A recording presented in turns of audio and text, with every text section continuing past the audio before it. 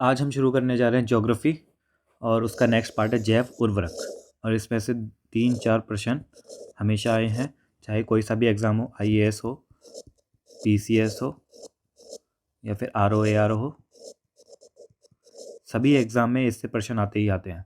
तो ये टॉपिक ध्यान से देख लेना। अगर इससे रिलेटेड कोई न्यूज़ आती है तो मैं उसे न्यूज़ में भी कवर करवा दूंगा, आप जाके देख सकते हैं। तो आज हम ये जैव उर्वरक देखेंगे। शुरू करने से एक चीज़ पहले कि ये मेरा चैनल है, आप इसमें जा कर के वीडियोस वगैरह देख सकते हैं UP PCS ROAR से और IAS से संबंधित जितने भी कंटेंट हैं मैंने इस तरह अपलोड किया हुआ है। ये प्लेलिस्ट बनी हुई है, आप इसमें चेकआउट कर सकते हैं। हिस्ट्री की है, पॉलिटी भी है, करंट अफेयर है, साइंस है, सब है इसमें। ज्योग्राफी और भी प्लेलिस्ट इसमें डाली जाएगी अभी, और आप उसको देख सकते हो। NCERT भी कराई जा रही है, 6th class, 7th class, 9th 8 सारी इसमें हो रही है। तो आप इसे आप देख सकते हो। और कुछ शॉर्ट्स भी हैं जिन्हें आप देख सकते हो, जिसमें मैंने न्यूज़ वगैरह बताई हुई हैं। न्यूज़ के लिए भी आप इसको फॉलो कर सकते हो। इसमें जो भी न्यूज़ आती हैं वो मैं डालता रहता हूँ, तो आप इसे देखना, चेक करना ज़रा। और हम चलते हैं अपने टॉपिक पर। और जैव उर्वरक, इसमें से शुरू करने से पहले हम इसके क्वेश्चन पहले है ना क्वेश्चंस देख लेते हैं कैसे क्वेश्चन पूछे गए हैं। अब पहला क्वेश्चन है कि निम्नलिखित में से किन का उपयोग जैव उर्वरता के रूप में किया जाता है। आ रहा है ना जैव उर्वरता, और ये IAS में पूछा गया 1994 में। अब मैंने पहले ही बताया था कि क्या गारंटी है कि 2023 में नहीं पूछेगा, तो कोई गारंटी नहीं है, 2023 में भी पूछ सकता है। तो हमें इस तरह से ही पढ़ाई करनी है। तो किस किस का उपयोग जैव उर्वरता के रूप में प्रयोग किया जा सकता है, तो इसका आंसर होगा नील हरित शैवाल और एजोला दोनों। तो 1 और 2 दोनों को किया जा सकता है, एजोला और नील हरित शैवाल। अभी जब हम ऊपर देखेंगे तो इसको देखेंगे अच्छे से, किस किस को किया जा सकता है, किस किस को नहीं किया जा सकता। जैव उर्वरकों को निम्नलिखित 4 भागों में बांटा जा सकता है जो बायो फर्टिलाइजर्स होते हैं। पहला है नाइट्रोजन स्थिरीकरण करने वाले जैव उर्वरक, दूसरा है फॉस्फोरस घुलाने वाले जैव उर्वरक, तीसरा है कंपोस्टिंग एक्सीलरेटर, और चौथा है पौधों की वृद्धि को प्रोत्साहित करने वाले राइजोबैक्टीरिया। अब ये जो नाइट्रोजन स्थिरीकरण वाले होते हैं पहले वाले, उसमें राइजोबियम आता है, एजोटोबैक्टर आता है, एजो स्पिलिरिलम आता है, एसेटोबैक्टर आता है, नील हरित शैवाल आता है, एजोला आता है। ये इसी में से ही पूछा था जो IAS में पूछा गया। तो एजोला और नील हरित शैवाल। अब इसमें से देखो ये कितने सारे क्वेश्चन दे रखे हैं आपको। अब क्या पता है इसमें से ही कुछ पूछ लें, और फिर बोलने में ही इसके नाम इतने टेढ़े लग रहे हैं तो याद करने में क्या होगा, और वो यही पूछेगा। तो इसमें से एजो, एसेटो, ये कुछ शॉर्ट में आप याद कर सकते हो। बैक्टर, और इसमें भी बैक्टर है, तो एजो और एसेटो करके आप याद कर सकते हो। एजोला तो अब आपको याद ही हो गया होगा, एजोला, नील हरित शैवाल, और इसमें राइजोबियम ये भी याद होता है, तो आप 3 को और याद कर लेना। फिर नेक्स्ट है कि फॉस्फोरस घुलाने वाले जैव उर्वरक, इसमें आता है बेसिलस स्यूडोनोमो स्यूडोमोनास और एस्परजिलस, ये सारे आते हैं इसमें। और नेक्स्ट है कंपोस्ट एक्सीलरेटर। तो जो कंपोस्टिंग एक्सीलरेटर होता है जिसको बढ़ा सकता है ये कंपोस्ट को, सेलुलोलिटिक और लिग्नोलिटिक, ये दोनों आते हैं। फिर पौधों की वृद्धि को प्रोत्साहित करने वाले राइजोबैक्टीरिया, इसमें आता है स्यूडोमोनास की प्रजाति। तो ये सारे ही आपको, ये आप इसी में से पूछा जाएगा क्वेश्चन, और बाहर से कहीं नहीं आते। इस प्रकार नील हरित शैवाल और एजोला जैव उर्वरक हैं, जबकि अल्फाल्फा एक प्रकार का फलीदार पौधा है। अब आपसे ये भी कवर हो गया कि अल्फाल्फा क्या है, फलीदार पौधा है। अल्फाल्फा फलीदार पौधा है। अब दूसरा प्रश्न देखते हैं। दूसरा प्रश्न है ये छत्तीसगढ़ PCS में पूछा गया था, कौन जैव उर्वरक के रूप में उपयोग होता है। तो अभी हमने देखा सभी हैं, राइजोबियम होता है, एजोला होता है और नील हरित शैवाल, ये तीनों अभी जो हम पढ़ करके आए हैं। अब नेक्स्ट है ये UP PCS प्री में पूछा गया और मेंस में भी पूछा गया है, ये 2009 और 8 में एक साथ। तो जैव उर्वरक का स्रोत है, तो जैव उर्वरक का स्रोत एजोला है, अभी हमने देख लिया। तो फिर जब ये क्वेश्चन आ रहे हैं तो क्यों नहीं पढ़ते हो भाई, यहीं से ही प्रश्न आते हैं और कहीं से नहीं आते। अब देखो कितनी बार पूछा लिया, एजोला पूछ लिया, राइजोबियम, IAS में भी पूछ रहा है, यहीं से भी पूछ रहा है।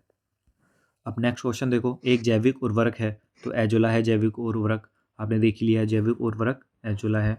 फिर नेक्स्ट क्वेश्चन, यह आपका UP PCS प्री में पूछा गया है, निम्नलिखित में से कौन जैव उर्वरक के रूप में प्रयुक्त होते हैं। तो एजोला होता है, अल्फा नहीं होता, अभी हमने देख लिया। तो तीसरा काट दो, तीसरा तीसरा ये दोनों गलत हो जाएंगे, और 2 और 4 दोनों में है। नील हरित शैवाल हमने देख लिया, नाइट्रोलिन। तो अब इसमें इसमें 1 और 2 दे रखा ही है, इसमें पहले वाले ऑप्शन में 1 2 नहीं है, तो 1 2 इसमें है, तो 4 भी ठीक हो जाएगा। नाइट्रोलिन हो गया हमारा आंसर।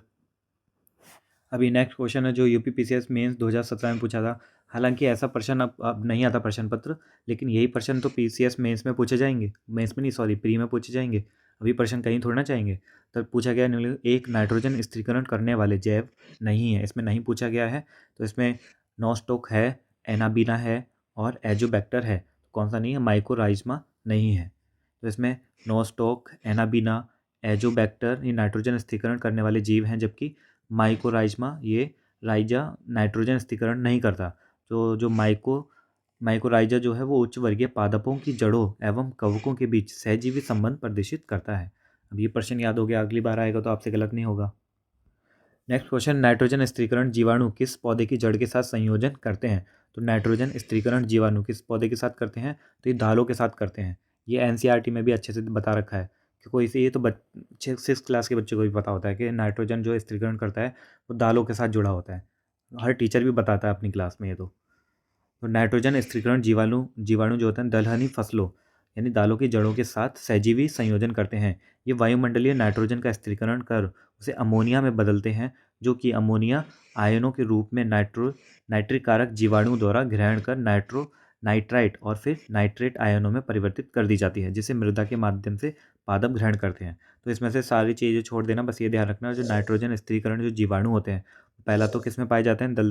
दलहनी फसलों की जड़ों में के साथ पाए जाते हैं, और ये वायुमंडलीय नाइट्रोजन को अमोनिया में बदल देते हैं। और इसको भी आपको बस ध्यान में रखना है कि ये नाइट्रोजन को नाइट्राइट में बदल देते हैं और फिर ये नाइट्रेट में बदल देते हैं। तो इस तरीके से होता है नाइट्रेट में, और यही चीज़ मृदा में पादप ग्रहण कर लेते हैं। तो जो नाइट्रोजन होती है ना, डायरेक्ट नाइट्रोजन को पौधे नहीं ग्रहण कर सकते। तो इसके लिए जो जीवाणु होते हैं वो नाइट्रेट और फिर नाइट्राइट और नाइट्रेट में बदल देते हैं। और क्योंकि ये एक तरीके से हमारा मिनरल्स वगैरह होते हैं, तो ये पौधे इसे आराम से ग्रहण कर लेते हैं। ये नेक्स्ट क्वेश्चन है, पौधों के द्वारा ली जाने वाली नत्रजन यानी नाइट्रोजन का रूप है, नाइट्रोजन का रूप नाइट्रेट होता है। हमने ये देखा था नाइट्रेट होता है।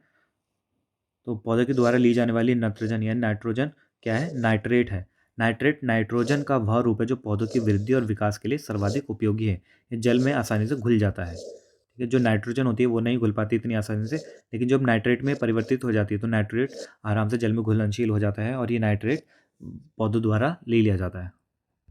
अभी नेक्स्ट क्वेश्चन देखिए, पशु विशेषता दुधारू गौ के अनुपूरक भोजन के रूप में प्रयुक्त जैव उर्वरक है। तो जैव उर्वरक ये है आपका एजोला। कितनी बार पढ़ लिया हमने एजोला? तो ऐसे घुमा फिरा के प्रश्न आ जाते हैं। तो एजोला दुधारू पशुओं पर किए गए प्रयोगों से साबित हुआ है कि जब इन पशुओं को दैनिक आहार के साथ 1.5 से 2 किलोग्राम एजोला प्रतिदिन दिया जाता है तो दुग्ध उत्पादन में 15 से 20% वृद्धि की जाती है। तो यानी इनको दे दिया जाता है अगर ये, तो दूध में है ना 15 से 20% की वृद्धि दर्ज की जाती है इसमें। तो कितना उपयोगी है एजोला? ये उपयोगी है, सामान्य विज्ञान है भाई। ठीक है, सामान्य विज्ञान में प्रश्न पूछे जाते हैं, ज्योग्राफी में भी ऐसे प्रश्न पूछे जाते हैं। नेक्स्ट देखते हैं। अभी ये नेक्स्ट क्वेश्चन है जो यूपी के एग्जाम में पूछा गया 2002 2003 लगातार पूछा गया है। तो इसमें मैच करना सुमेलित नहीं है। नील हरी शैवाल जैव उर्वरक है, अभी हमने देख लिया। क्रायोसोपा माहो नियंत्रण, बायो 902 जो सरसों का एक क्लोन है, ये न्यूज़ में था तब। और एजोबैक्टर जीव कीटनाशी है, तो ये गलत है, एजोबैक्टर जीव कीटनाशी नहीं होता। इस हिसाब से क्रायोसोपा ये भी सही हो जाएगा। तो ये जो चीज़ है ना आपके 1 2 3 ये सही है, इन्हें आपको याद करना है। ये यही याद करना होता है PYQ से। जो हम PYQ देखते हैं वो क्यों देखते हैं? सिर्फ ये नहीं देखते कि भाई प्रश्न पढ़ लिया और कर लिया, हमें ये देखना होता है कि इन्हें भी याद करो और इसे भी याद करो कि इसका ये गलत क्यों है तो इसका सही क्या होगा, और ये भी याद करो कि ये गलत है ये वाला। ये सब याद करने वाली चीज़ होती है। तो इसमें एजोबैक्टर एक जीवाणु है, इसका सबसे महत्वपूर्ण कार्य नाइट्रोजन उपलब्धता के संदर्भ में है। किसके संदर्भ में? नाइट्रोजन उपलब्धता। और क्योंकि ये मृदा में स्वतंत्र रूप से रहकर असहजीवी नाइट्रोजन यौगीकरण करता है, यानी ये सब वैसे तो जो आपने देखे थे वो क्या होते हैं? सहजीवी रूप में रहते हैं, लेकिन ये स्वतंत्र रूप में रहता है, ऐसे किसी की जरूरत नहीं होती। और स्वतंत्र रूप में ही ये नाइट्रोजन यौगीकरण कर लेता है, नाइट्रोजन फिक्सेशन कर लेता है। फिक्सेशन में वही है जो नाइट्रेट में चेंज हो जाती है नाइट्रोजन। अब जिसका प्रयोग पौधे अपनी वृद्धि एवं विकास के लिए करते हैं। धातव है कि एजोबैक्टर जीवाणु स्वतंत्र रूप में रहकर मुख्य नाइट्रोजन यौगीकरण करने वाले जीवाणु होते हैं। समझे? तो ये वाला एजोबैक्टर ही होगा। तो जैव कीटनाशी ये नहीं होते, ये मुख्य रूप से अच्छे होते हैं उसके लिए। अब नेक्स्ट क्वेश्चन है, किस फसल में नील हरित शैवाल मुख्यतः जैव उर्वरक के रूप में प्रयोग होते हैं? तो ये धान के रूप में उपयोग होते हैं। नील हरित शैवाल फसल में उपयोग होते हैं जैव उर्वरक के रूप में।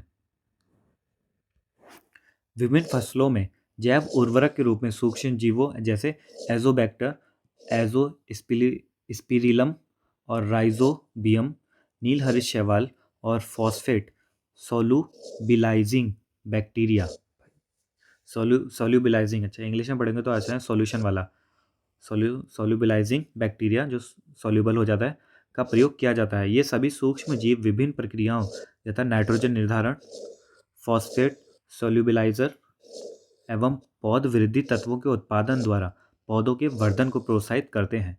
नील हरित शैवाल का उपयोग जैव उर्वरक के रूप में नाइट्रोजन आपूर्ति हेतु मुख्यतः धान की फसल में किया जाता है। ठीक है, जिसका नील हरित शैवाल का मुख्य उपयोग किस में किया जाता है? धान की फसल में किया जाता है। तो ये सारी चीज़ें आपको याद करनी की है, जितने भी यहाँ पर पढ़े हैं। पहला, दूसरा, नील हरित शैवाल, राइजोबियम।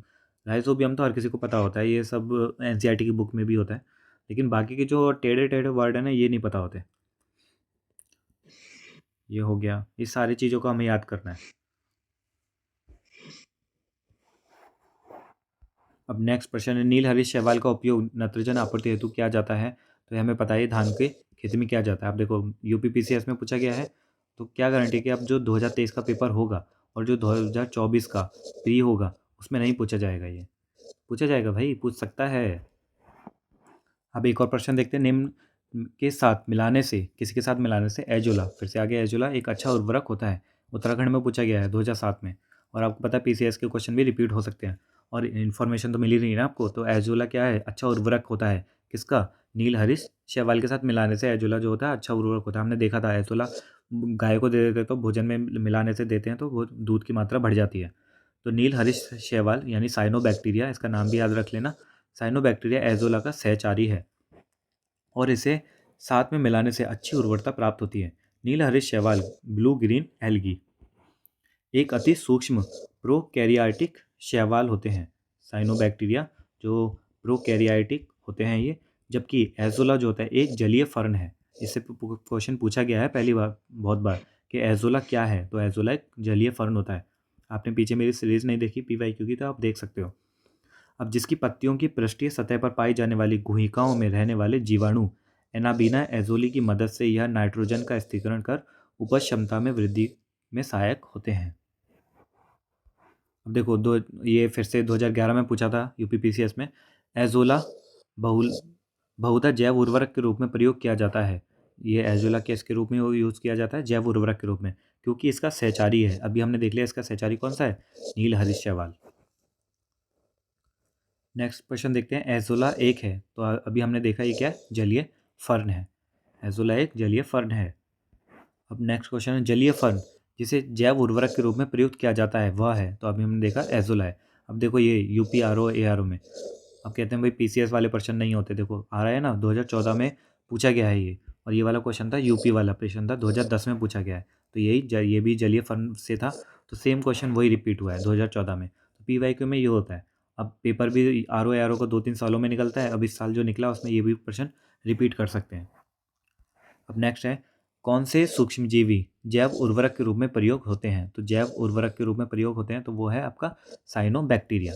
अभी हमने देखा साइनोबैक्टीरिया क्या होता है? नील हरित शैवाल ही होता है साइनोबैक्टीरिया, और कितनी बार पढ़ लिया हमने नील हरित शैवाल, और ये यूपीपीसीएस में पूछा गया था 2012 में।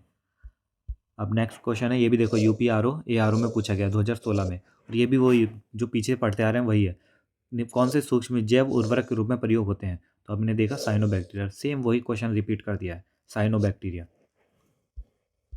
अब नेक्स्ट क्वेश्चन देखो, फसलोत्पाद में नाइट्रोजन उपयोग क्षमता की वृद्धि की जा सके। नाइट्रोजन वही नाइट्रोजन, नाइट्रोजन उपयोग में क्षमता की वृद्धि कैसे की जा सकती है? तो पहला है उर्वरक की मात्रा के बार बार प्रयोग द्वारा। उर्वरक की मात्रा का अगर आप प्रयोग करोगे तो एक ये हो जाएगा, नाइट्रोजन फिक्सेशन हो जाएगा। और नाइट्रोजन अवरोधक के रूप में प्रयोग द्वारा किया जा सकता है। और नाइट्रोजन धीरे छोड़ने वाले उर्वरकों के प्रयोग द्वारा, धीरे छोड़ने, क्योंकि ज़्यादा छोड़ोगे तो वो बेकार हो जाएगा। तो ये सही है, उपयोग सभी के द्वारा, तो इसका आंसर डी हो जाएगा। ये यूपीपीसीएस में पूछा गया है। अब फसलों उत्पाद में नाइट्रोजन उर्वरक क्षमता है नाइट्रोजन यूज इफिशियंसी में वृद्धि, उर्वरक की मात्रा में के बार बार प्रयोग, नत्रजन अवरोधक यानी नाइट्रोजन इनहिबिटर के प्रयोग और नत्रजन धीरे छोड़ने स्लो रिलीज वाले उर्वरकों के प्रयोग आदि के द्वारा हो सकता है। अब ये वो बैलेंस वाला ही है, अगर धीरे धीरे करोगे तो आसानी रहेगी। अब है सोयाबीन में नत्रजन स्थिरीकरण यानी नाइट्रोजन फिक्सेशन के लिए जिम्मेदार बैक्टीरिया है। तो ये कौन सा बैक्टीरिया है? राइजोबियम लेग्यूमिनोसेरम। तो ये नहीं होगा, लेग्यूमिनोसेरम नहीं होता, ये होता है जैपोनिकम। कौन सा होता है? जैपोनिकम। जैपोनिकम होता है ये, लेग्यूमिनोसेरम नहीं होता। ये होगा राइजोबियम जैपोनिकम। अब देखो सभी में राइजोबियम राइजोबियम दिया हुआ है, बस ये आपको ये ध्यान रखना है। जैपोनिकम कितना डीपली पूछते हैं, ये यूपीपीसीएस में पूछा गया था 2006 में। कुछ बैक्टीरिया में नील हरित शैवाल ब्लू ग्रीन एल्गी जो होते हैं वायुमंडलीय नाइट्रोजन को अमोनिया में अपचयित करने का कार्य करते हैं। हमने देख लिया था, अमोनिया में तोड़ देते हैं उसे। उनमें से कुछ हरे पौधों के साथ सहयोगी या सहजीवी यानी सिम्बायोसिस के रूप में जीवित रहते हैं। लेग्यूमाचोसे ग्रंथिक बैक्टीरिया राइजोबियम है। ये क्या होता है? राइजोबियम है, जो झुंड विशेष में प्राप्त होते हैं। विभिन्न फसलों के अलग अलग तरह के बैक्टीरिया पाए जाते हैं जो नत्रजन स्थिरीकरण के लिए उत्तरदायी होते हैं। तो ये भिन्न भिन्न फसलों में होता है, जैसे सोयाबीन में और तीन पतिया घास में और लूटसन में, तीसरा जलीय फर्न और है आपका गुनेरा मैक्रोफाइला। अब सोयाबीन में आता है राइजोबियम जैपोनिकम, यही जो क्वेश्चन में पूछा गया है। और राइजोबियम ट्राइफोली, ये क्लोवर में तीन पतिया घास में। और लूटसन में राइजोबियम मेलिलोती, क्या नाम है? मेलिलोती। और एनाबीना एजोली। और गुनेरा मैक्रोफाइला में है नोस्टोक मस्कोरम। अब नेक्स्ट क्वेश्चन है, इनमें से कौन सा पौधा नाइट्रोजन स्थिरीकरण में सहायक नहीं है पूछ रहा है। तो चना होता है, फलीदार है, मटर भी फलीदार है, सेम भी फलीदार है। तो जितने फलीदार होते हैं वो सब नाइट्रोजन फिक्सेशन में हेल्प करते हैं, धान इसमें ये नहीं करता। तो दलहनी फसलों या जैसे चना, मटर, सेम, अरहर आदि की मूल ग्रंथिकाओं में विभिन्न प्रकार के जीवाणु पाए जाते हैं जो कि नाइट्रोजन स्थिरीकरण में सहायक होते हैं। धान के खेत में प्राय नाइट्रोजन की कमी हो जाती है, जिसकी पूर्ति हेतु मुख्यतः यूरिया, नीलहरित शैवाल, एजोला आदि का प्रयोग किया जाता है। अब नेक्स्ट है 2,4-D क्या है? ये 2,4-D क्या है? एक खरपतवार नाशी है। ये यूपीपीसीएस में पूछा गया था 1999 में। अब देखो 2,4-D ये क्या है? एक ऑक्सिन, एक पादप हार्मोन है जिसका उपयोग खरपतवार नाशी वीडिसाइड के रूप में फसलों में किया जाता है। खरपतवार वो होते हैं जैसे कि फसल उग रही है, फसल के साथ साथ कुछ और पौधे भी जब उग जाते हैं तो अनवांटेड प्लांट्स होते हैं, उनको हटाने के लिए, उनको मारने के लिए ये खरपतवार का उपयोग किया जाता है, इसे ही बोलते हैं खरपतवार। और फसलों में किया जाता है। ध्यातव्य है कि खरपतवार खेतों में फसलों के साथ अनावश्यक रूप से उगकर जल, प्रकाश, खनिज और लवण इत्यादि के लिए फसलों से प्रतियोगिता करने लगते हैं, जिसके परिणाम से फसल की अच्छी वृद्धि नहीं होती। और ये प्रतियोगिता करते हैं ना, तो इसमें हमेशा जो फसल जो हारती है, जो हम खाने के लोग आते हैं, वो हार जाती है। इसलिए इन सबको मारना ज़रूरी होता है। हमने जितने भी प्रश्न थे वो सारे देख लिए और इससे हमारे ये पता चला कि जैव उर्वरक कितना इंपॉर्टेंट टॉपिक है, उससे कितने सारे प्रश्न पूछे जाते हैं। अब इसमें से जितना भी हमारा रिवाइज वाला है वो सब देख लेंगे। तो अगर किसी को ये मैं इसका दूसरा पार्ट लेकर के आऊँगा। अगर किसी को ये आता है, पढ़ना नहीं चाहते, तो वो इसी वीडियो को देख लो, काम हो जाएगा। नेक्स्ट वीडियो को मत देखना। अगर किसी को पढ़ना हो तो नेक्स्ट वीडियो में आप देख सकते हो। चलिए मिलते हैं नेक्स्ट वीडियो में, तब तक के लिए बाय बाय।